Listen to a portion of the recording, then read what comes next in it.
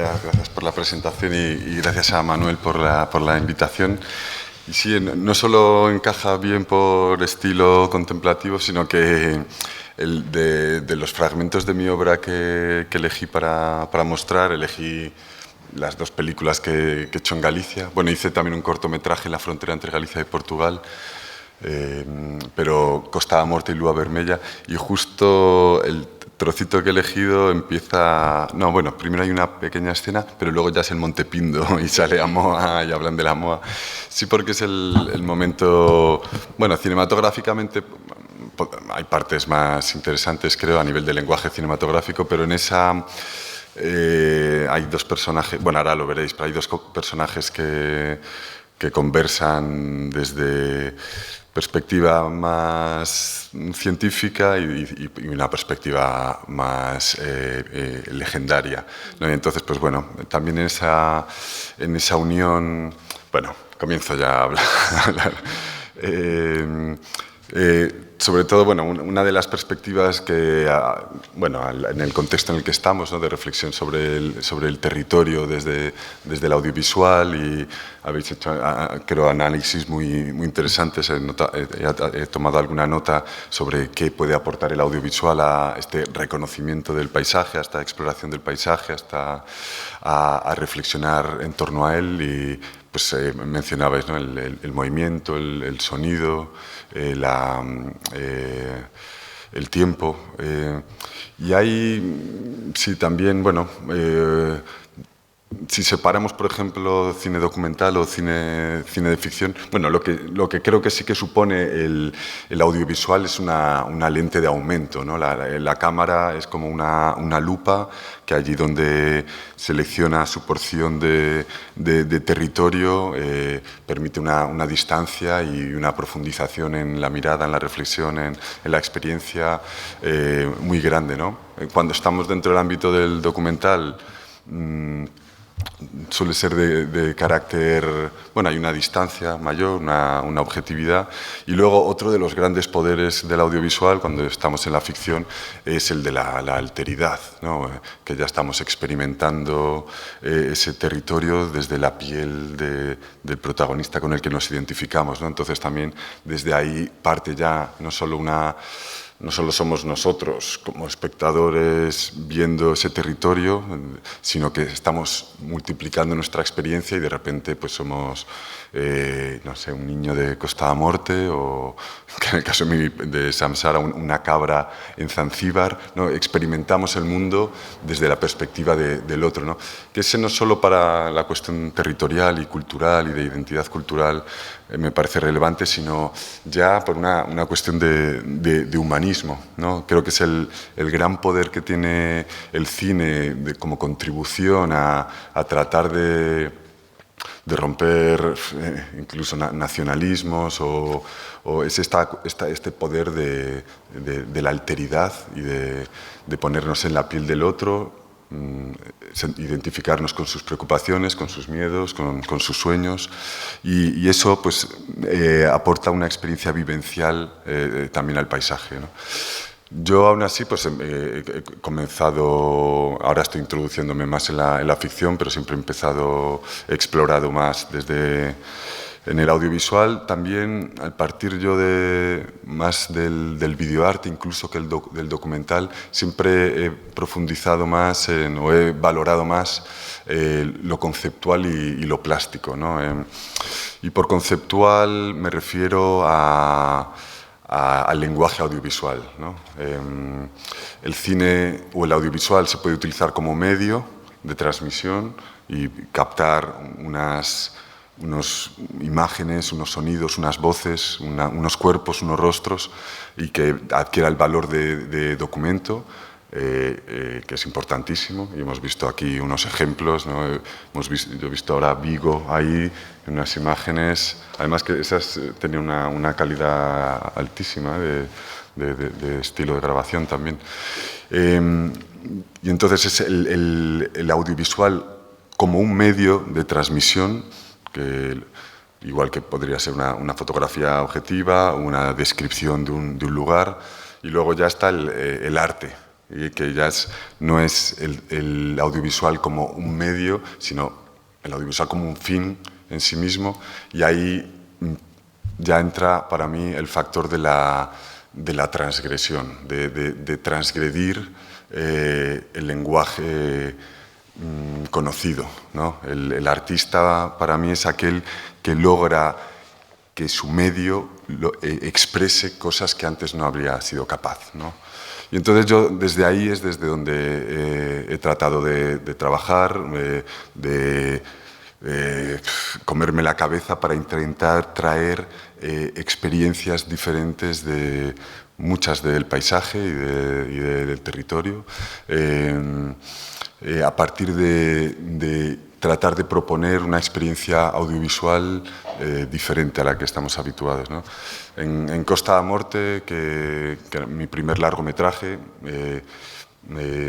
tomé una forma que estaba explorando ya en mis cortometrajes previos, que es qué pasa si haces una película entera grabada desde la distancia, qué experiencia te transmite eso, donde el ser humano siempre está muy alejado, como una hormiga, pero la voz la escuchas muy próxima, ¿no?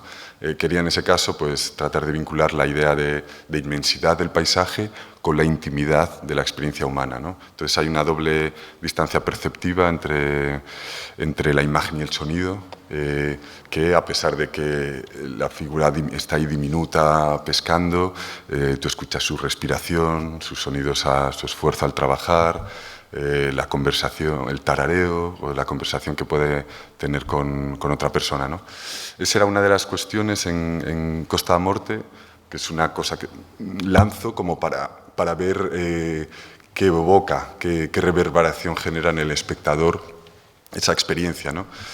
Y la cuestión de la innovación no es el innovar, por ser el primero en conquistar un territorio, poner la banderita de esto lo descubrí yo, ¿no? Y lo sintetiza muy bien el crítico de cine Dominique Noguez, cuando dice otra forma de mostrar traerá otra forma de pensar, ¿no? Entonces, una experiencia, mostrar una perspectiva nueva de un territorio, presentarlo desde un nuevo prisma, genera una forma novedosa, inaudita de ver, de reflexionar, de sentir ese territorio que nos va a traer pensamientos nuevos, ¿no? Entonces, otra forma de pensar traerá otra forma de mostrar traerá otra forma de pensar, ¿no? Y esa es la... Entonces, si tú audiovisualmente o por fotografía o en literatura traes una forma nueva que no se había visto antes de articular esos ingredientes con los que trabaja tu medio, en este caso espacio, tiempo, luz, sonido, traerás una experiencia nueva, mostrarás esa realidad, que a lo mejor es la realidad en la que ha vivido toda su vida esa persona, se muestras, la redescubre desde una nueva perspectiva que le va a abrir el pensamiento, ¿no? Entonces, ese es el valor del arte, en cualquier ámbito que lo llevemos, y es un valor tan poderoso, tan físico, objetivo para mí como la ciencia, ¿no? Es el arte con esta transgresión puede abrir fisuras dentro de lo real para que vislumbremos otras posibilidades, ¿no? Y el lenguaje se expande, ¿no? Desde las pinturas de Atapuerca se sigue innovando a día de hoy en pintura. Hay pintores que vemos que traen algo que no había existido, y eso que es un espacio muy limitado el que tiene, ¿no? Una bidimensionalidad, una superficie, unos pigmentos. El cine no sabemos lo que con todos los ingredientes con los que juega, es muy difícil saber cómo será el cine de dentro de 100 años, qué podrá expresar, qué lenguajes. Hay tantos espacios donde transgredir, ¿no? Tantos espacios vírgenes por explorar, pero en la mayoría de los casos parte de lo real. Se pueden hacer películas abstractas o hacer ciencia ficción atemporal y aespacial, pero normalmente se parte de un territorio, y ya sea como un fondo o un contexto para para contar la historia que, dentro de la ficción, ¿no? Contar la historia que el cineasta quiera contar, ya está como contexto social, político, cultural, lingüístico. Y en el caso del documental, normalmente esa realidad es donde se pone el foco, ¿no? Ya no hay ni siquiera una historia, un relato que vaya más allá, ¿no? Pero bueno, tiene ese poder, entonces el cine como documento, incluso las películas y las películas que malas o que no tengan un interés artístico, con el paso del tiempo pueden erigirse como grandes documentos relevantes, importantes, ¿no? Y bueno, es desde ahí un poco. Entonces, bueno, he traído. Bueno, sí, otra cuestión que comentabas en torno a la aceleración, que lo vinculabas a los procesos de erosión de la globalización. Creo que también eso es importante, vinculado también a la idea de memoria y de documento, ¿no? Que el cineasta documental tiende a ir, tú mencionabas, a lo novedoso, ¿no? Y también a lo que se pierde, ¿no? Se va mucho a la cultura que se está perdiendo o personas que representan esa cultura que se está perdiendo, esa forma de vida. Entonces, como por esta capacidad de generar documento, lo que se pierde es una materia prima para los documentalistas muy importante, y luego, en menor medida, pero también está lo novedoso, ¿no? Lo que llega nuevo, que sería más casi del periodista, ¿no? Pero que también es muy importante.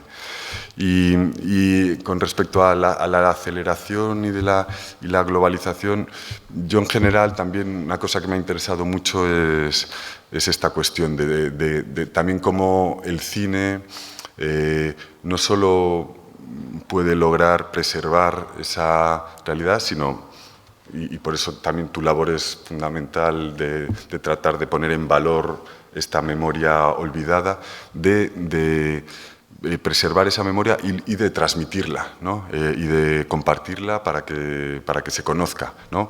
Y precisamente también a mi entender, para tratar de luchar contra esta erosión que genera el bombardeo permanente de cultura anglosajona, capitalista, desde las pantallas, ¿no? Que va generando una erosión a nivel global.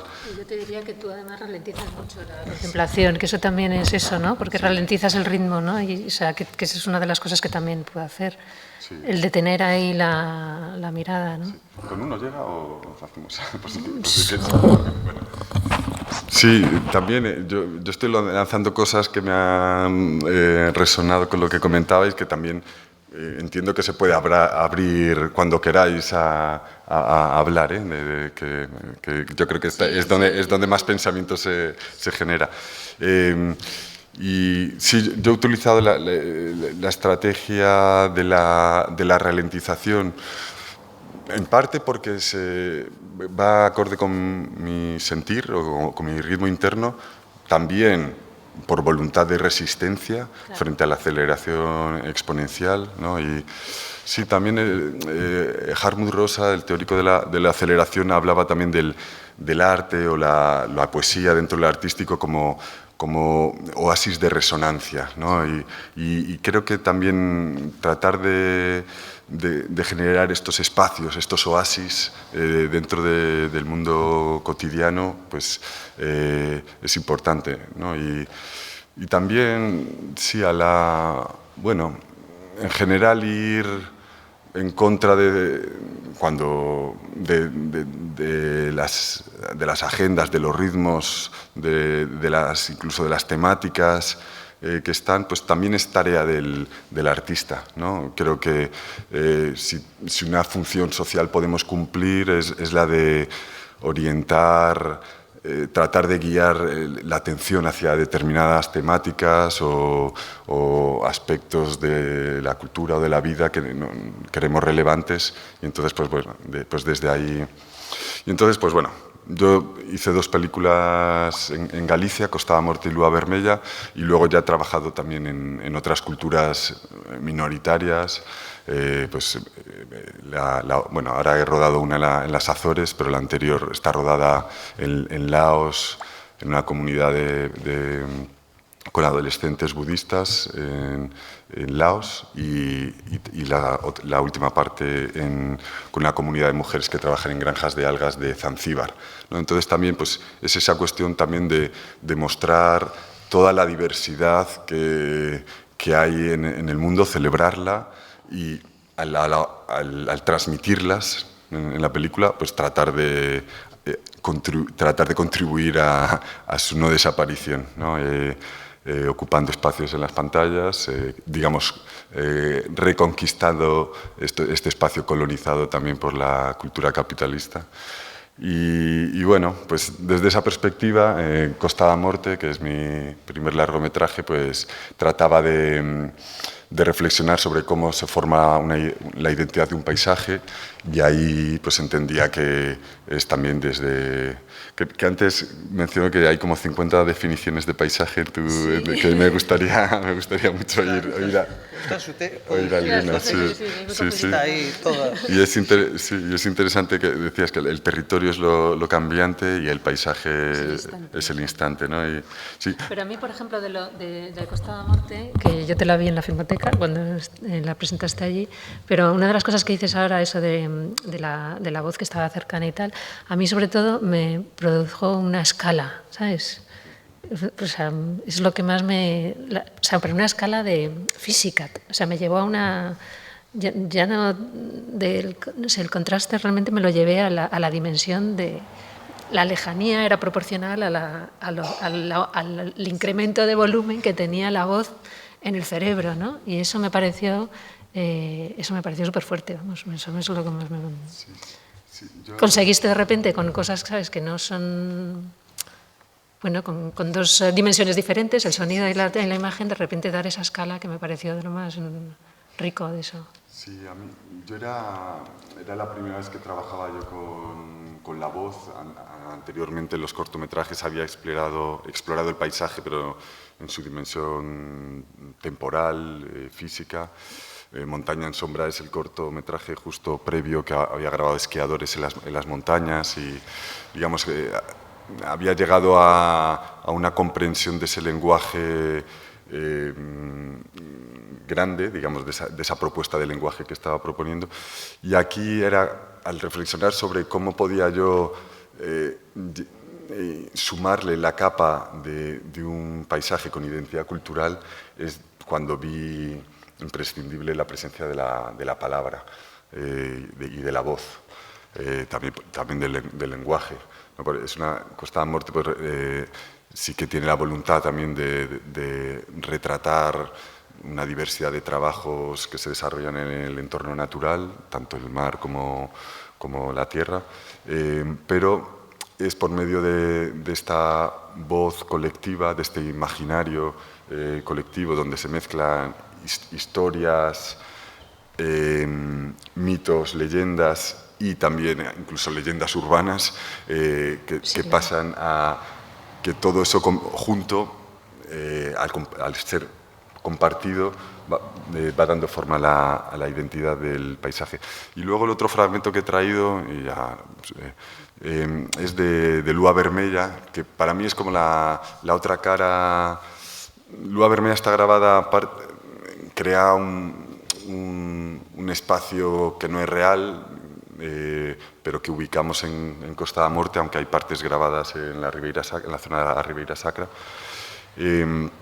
Pero ahí ya quería entrar en el mundo imaginario, ¿no? y las figuras, de las figuras más destacadas del imaginario fantástico gallego, ¿no? Las meigas, la Santa Compaña, pero así como Costa da Morte para mí sería el lado de la moneda donde todavía estamos en el mundo real, en Lua Vermella pasamos al mundo imaginario, y ahí había una reflexión de Eugenio Dors en torno a Finisterre, no me la sé ahora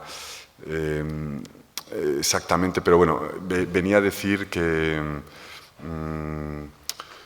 en la convivencia continuada, y has hablado un poquito antes de esto, de un pueblo en un paisaje determinado, pues bueno, eso afecta el clima, por ejemplo, sí. La convivencia con un mar que durante siglos fue considerado el fin del mundo y que terminaba en un acantilado, la convivencia y peligroso, ¿no? Lleno de naufragios, la convivencia con ese vecino, decía Eugenio d'Ors, no se ocupa un palco como este impunemente, ¿no? O sea, afecta, claro. ¿No?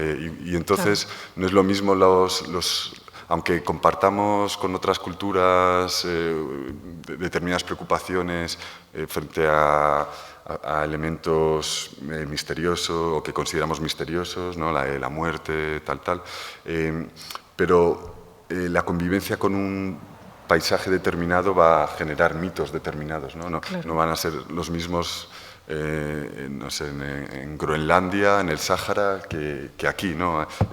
La convivencia con este paisaje, con esta climatología, claro. Va a despertar una imaginación y además va a ser recíproco, porque una vez la persona empieza a construir el mito del territorio, lo va a transformar, el territorio entonces va a volver a transformar a la persona, y eso es como, ¿no? Es como todo el rato una cosa que se va alimentando una a otra, ¿no? Totalmente. Sí, estoy totalmente de acuerdo, sí.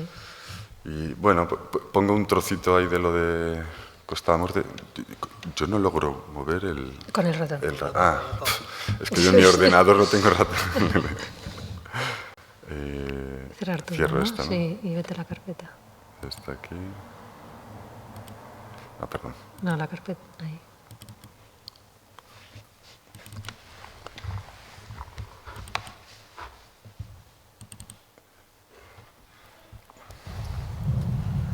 Bueno, primero metí esto que veréis, no sé, poquito. Son distintos planos con distintos climas del mismo paisaje, así, son planos cortos. Y esto es un homenaje también a una cineasta discípula de James Benning, que era el que mencionaba antes, que es un cineasta de paisaje estructuralista que se llama norteamericano, que hacen películas donde la temporalidad es importante. Por ejemplo, aquí hago homenaje a una película con planos mucho más cortos de Sharon Lohart, que se llama Double Tide, Doble Marea, y son 2 planos de 45 minutos de una marisma muy parecida a esta, donde hay una mariscadora que entra a trabajar, ¿no? El primer plano es por la mañana, el otro al atardecer, y hay una experiencia temporal donde se mezcla la subida de la marea con la temporalidad del trabajo, la temporalidad de la luz, de la propia imagen. Y luego, sí, bueno, aquí también yo me acordaba de una especie de chiste que era un señor que va a un pintor y que le pide que le pinte un cuadro y el precio de los cuadros varía si le dice un paisaje o un retrato. Y el paisaje era más barato que el retrato, entonces le dice, pinte un paisaje de mi rostro, ¿no? Y aquí, pues bueno, está también las emociones que transmite el paisaje, ¿no? O que tiene el paisaje, si dotamos de vida al paisaje, ¿no? Ahora está triste, ahora está melancólico. ¿Las voces se van a oír o no? ¿Se puede? Pues si lo podemos. Que desde que deixaron de vivir fui no siglo XV. Do siglo XV esta parte, esa xente que había aquí desapareceu. Desde que home é home, eso estuvo habitado. No Monte Sagrado, de antiquísimo. Que moitos pensan que o Monte do Pindo que foi erosionado, que... Non, o Monte do Pindo, según os xeólogos, estaba pegado ao Courel, que verdadeiramente saliu así, fai 300.000 de anos, e se conserva tal como foi. Os nosos velhos dicían tamén, isto antiguamente era un bosque de robes, que un día plantou o fuego e estuvo ardendo durante 7 anos. Que nos invernos non apagaba o lume, pois o lume quedaba nas raíces dos árboles, baixo das pedras e tal, e conservaba cando viña o tempo outra vez que lle favorecía, volvía a encenderse o lume e tal, e que estuvo ardendo o monte durante 7 anos. A chuvia foi barrendo a ceniza, levando a ceniza para os ríos, para o mar, e foi descubrindo as pedras. Sí, iso é o que contan os nosos vellos. Sí. Pero os xeólogos contan outra historia. El fuego puede ser o una casualidad o una persona a propósito. Cuando hay así incendio forestal, incendios por ahí, es que lo incendia alguien, ¿no? Que solo nos incendia. Mira, hay por los espinos. Sí. Por los espinos, aí, ese cerro que baixa Sí, sempre baixo. sí. Hai unha laxe que se chama a laxe blanca. Despois, riba da laxe blanca, onde se ven aquelas pedras para riba da laxe blanca, é logo a Orilluda. Logo está aquele outro alto dali, é o palleiro da Moa de Baixo. Chámanlle palleiro porque ten forma cónica como eran os palleiros de palla, non? Despois, aquele outro alto que hai abaixo, Abaixo de todo, xa abaixo de todo. ese chamase o Pituíño donde cajan as aves. Pituíño donde cajan as aves.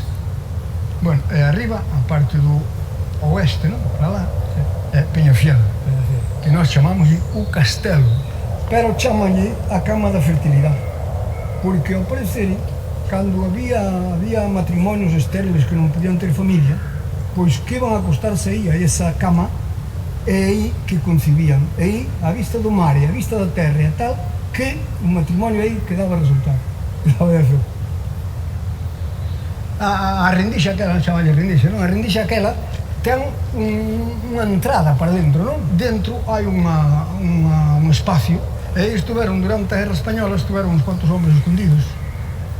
Creo que os 3 anos da guerra, os familiares viñan traer a vacas a pastar por aí, e de paso tríanlle algo de comer, non? Sí. Eu recordo os soldados, cando estaban os soldados aquí, durante a guerra,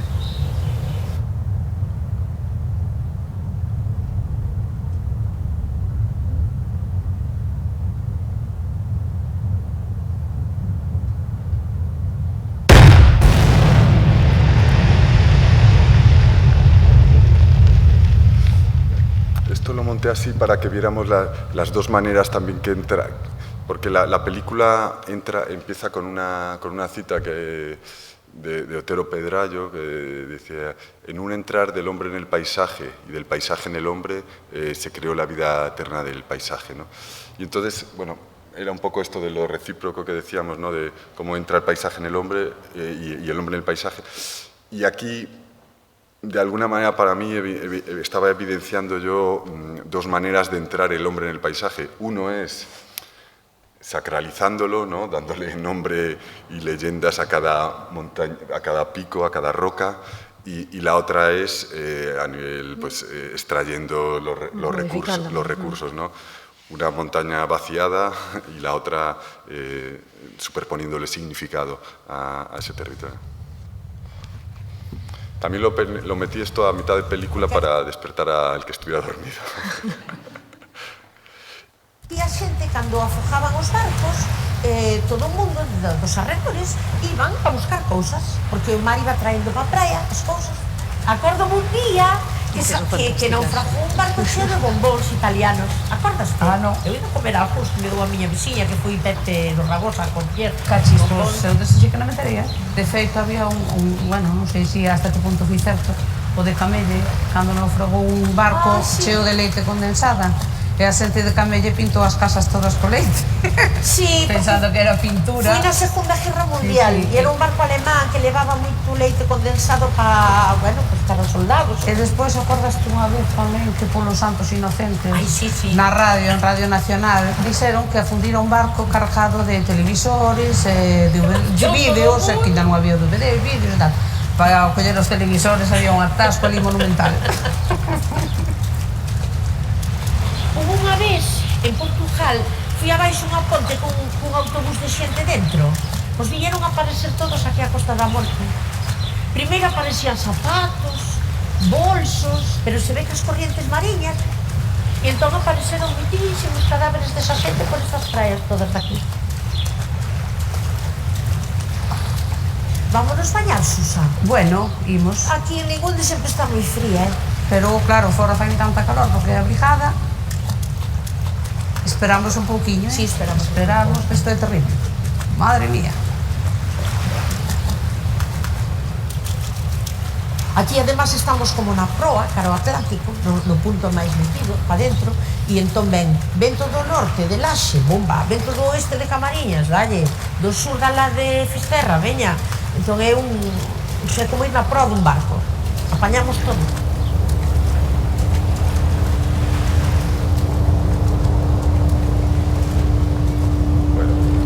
Esta era la parte un poco más de que se superponen leyendas urbanas, ¿no? Como la de la... Bueno, yo entiendo que es una leyenda urbana, lo de la leche condensada que pintaron las casas pensando que era pintura, ¿no?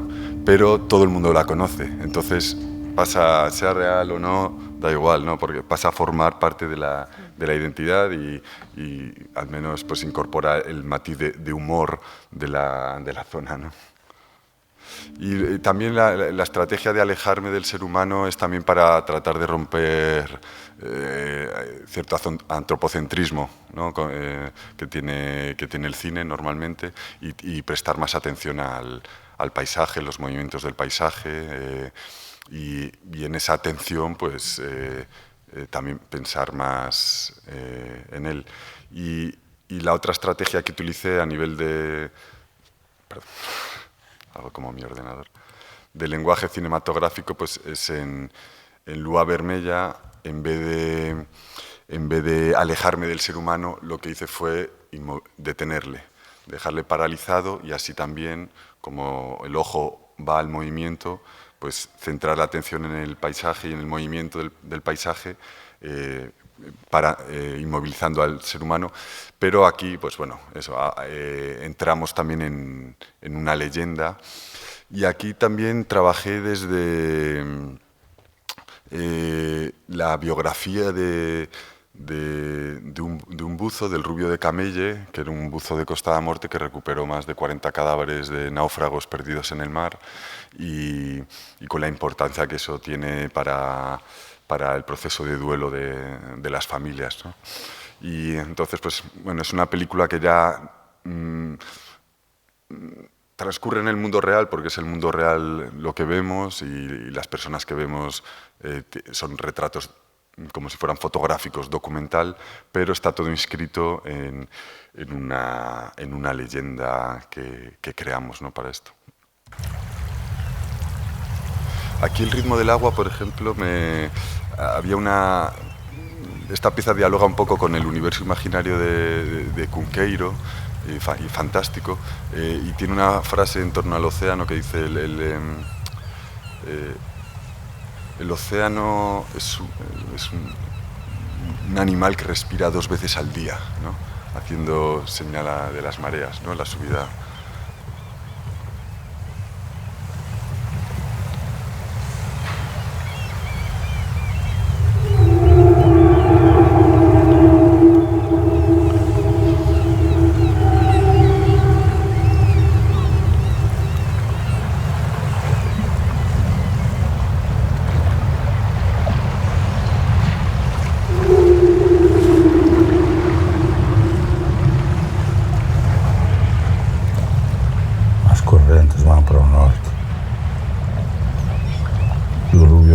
Hay que buscarlo para el norte.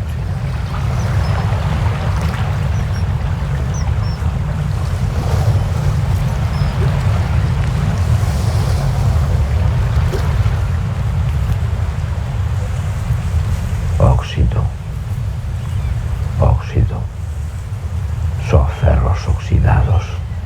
Este mar está cheo de barcos afundidos. O Rubio é un fantasma. 30 anos de buzo con él, nunca vi nada. Brazos, pés, corpos podrecidos. Pero monstruo non hai ningún.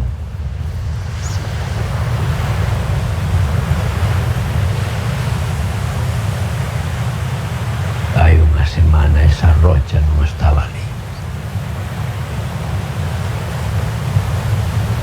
Creo que todo o que está a pasar na vila é culpa desa rocha, que é a onda que afundiu o barco do Rubio. Aquí tomé la tradición de crear leyendas a partir de rocas, ¿no? Como lo outro, o Petuiñón de Cajanasabes.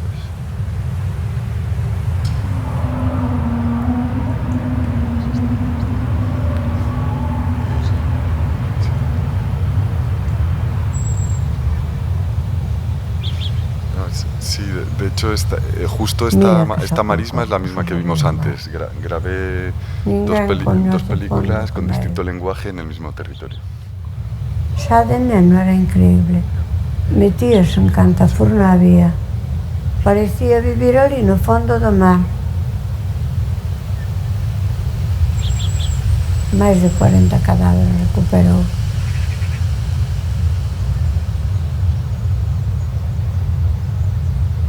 De non ser por el, cantas familias non terían a quen chorar.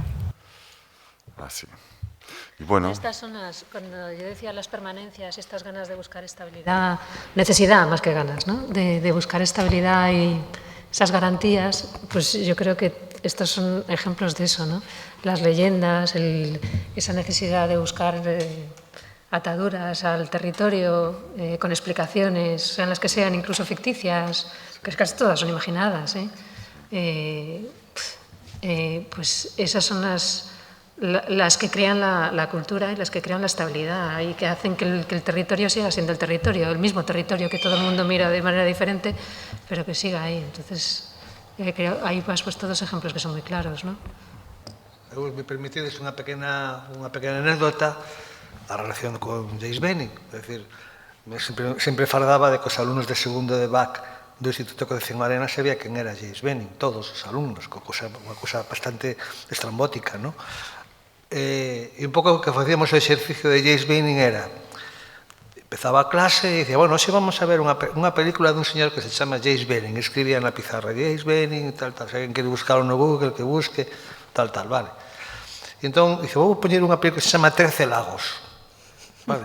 Son 13 lagos, cada lago dura 10 minutos en plano fijo. E entón empeza a película e están todos, joder, Manolo, eso es un coñazo, tío, eso non hai quen lo aguante, pero a ver, se non...